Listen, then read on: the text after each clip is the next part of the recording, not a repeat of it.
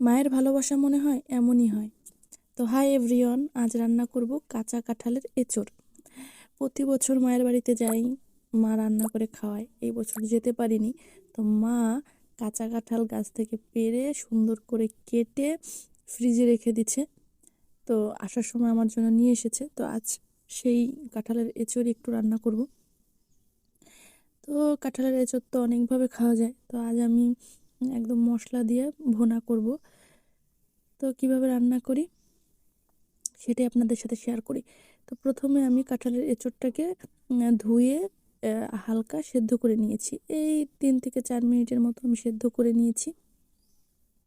সেদ্ধ করে নামিয়ে নিয়েছি। তারপরে আমি কড়াইতে তেল গরম করে আমি দিয়েছি হচ্ছে জিরা ফোড়ন এবং 2টা শুকনো লঙ্কা এবং তেজপাতা ফোড়ন দিয়ে আমি তার মধ্যে সেদ্ধ করে রাখা এঁচড়টা দিয়ে দিয়েছি।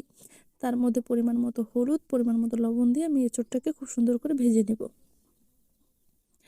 তো এঁচড়টা ভাজা হয়ে গেলে আমি নামিয়ে নিয়েছি। তারপরে আমি ছোট ছোট কেটে রেখেছি হচ্ছে আলু এঁচড়ের মধ্যে দেওয়ার জন্য। তো আমি আলুটাকে সুন্দর করে ভেজে নিচ্ছি। আলুটা ভাজা হয়ে গেলে আমি এখানে মশলা দিয়ে দিব। আমি আগে থেকে মশলা করে রেখেছি।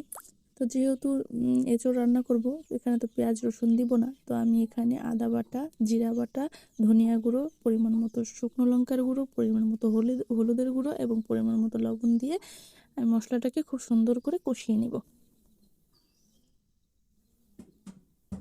তো এই তো আমি এখানে সব কিছু দিয়ে দিয়েছি। এখন আমি মশলাটাকে খুব সুন্দর করে কষিয়ে নেব। তো মশলা থেকে যখন তেল ছেড়ে দিবে তখন আমি এর মধ্যে আগে থেকে ভেজে রাখা এঁচড়টা দিয়ে দিব। এইবার এঁচড়টা দিয়ে খুব সুন্দর করে কষিয়ে নিব।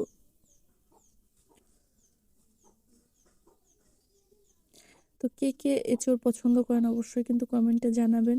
তো আমার কিন্তু এঁচড় খুব পছন্দ, তো যার জন্য আমার মা এটা আমার জন্য রেখে দেয়। তো আমি এখন সুন্দর করে কষিয়ে নিচ্ছি। এঁচড় রান্না কিন্তু অনেকে অনেকভাবে রান্না করে, আর একদিন আবার ডাল দিয়ে রান্না করব। তো কে কে আমার মতো এইভাবে রান্না করে খান অবশ্যই জানাবেন, আর যারা খাননি তারা অবশ্যই একবার এইভাবে একদিন রান্না করে খাবেন, দারুণ মজা। তো যাই হোক, আমি সুন্দর করে কষিয়ে নিয়ে আমি এখানে পরিমাণ মতো ঝোলের জলটা দিয়ে দিলাম। এবার আমি সুন্দর করে ফুটিয়ে নেব।